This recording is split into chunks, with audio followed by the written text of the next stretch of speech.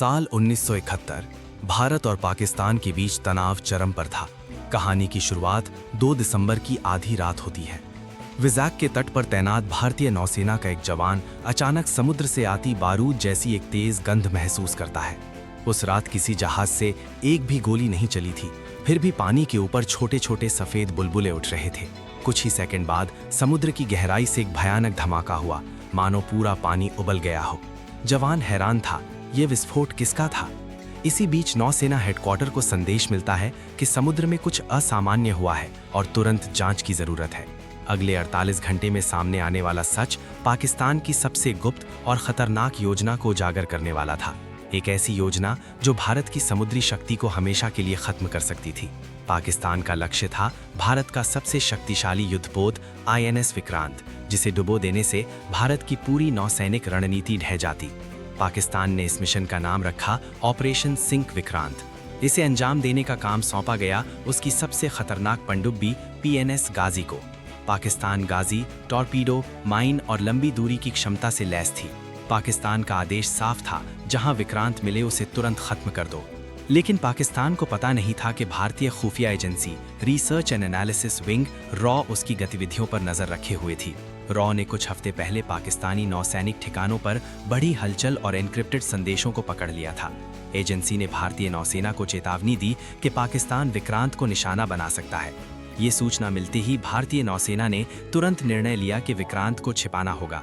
विक्रांत को सुरक्षित एक अलग क्षेत्र में पहुंचाया गया ताकि पाकिस्तान को ये लगे कि वह बंगाल की दिशा में जा रहा है। भारतीय नौसेना ने एक डिसेप्शन स्ट्रैटेजी अपनाई और रेडियो संदेशों के जरिए ये भ्रम पैदा किया कि विक्रांत विशाखापत्तनम की ओर बढ़ रहा है। गाजी ने ये संदेश पकड़ा और उसी दिशा में तेजी से बढ़ने लगा। उसे यकीन था कि विक्रांत वहीं छिपा है। विक्रांत वास्तव में पूरी तरह अलग दिशा में था, सुरक्षित और अदृश्य। गाजी बिना कुछ समझे विज़ैक के पास पहुंच चुका था, जहां उसका मिशन था बंदरगाह पर माइन बिछाना और जैसे ही विक्रांत प्रवेश करे उसे उड़ा देना। लेकिन किस्मत और रणनीति दोनों एक ही पल में टकरा गई। विज़ैक के पास भारतीय नौसेना का जहाज INS राजपूत मौजूद था।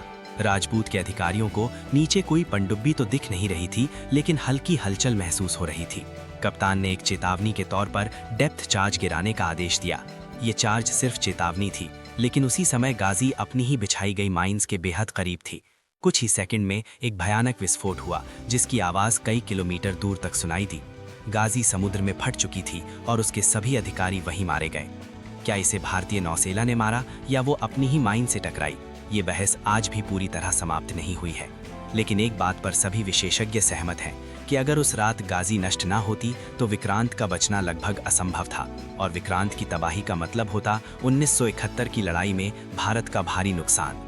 गाजी के डूबने के बाद विक्रांत वापस ऑपरेशन में लौटा और पूर्वी पाकिस्तान के तटीय इलाकों पर लगातार हमले किए।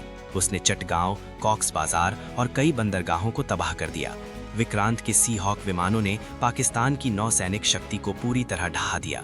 कुछ ही दिनों में पूर्वी पाकिस्तान हार चुका था और बांग्लादेश का जन्म तय हो गया। आज भी विज़ैक के समुद्र के नीचे गाजी के अवशेष पड़े हैं। उस रात हुआ विस्फोट आज भी इतिहास का एक रहस्य है, एक ऐसा विस्फोट जिसने भारत का भविष्य बचा लिया। अगर गाजी उस रात ना डूबती, अगर विक्रांत मिल जाता, अगर रॉ को समय रहते संकेत ना मिलता, अगर भारतीय नौसेना धोखे की रणनीति ना अपनाती, तो इतिहास पूरी तरह अलग होता। INS विक्रांत भारत की शक्ति का प्रतीक बन गया और गाजी की कहानी ये साबित करती है कि कई बार युद्ध हथियारों से नहीं, बल्कि बुद्धि, रणनीति और दूरदर्शिता से जीता जाता है।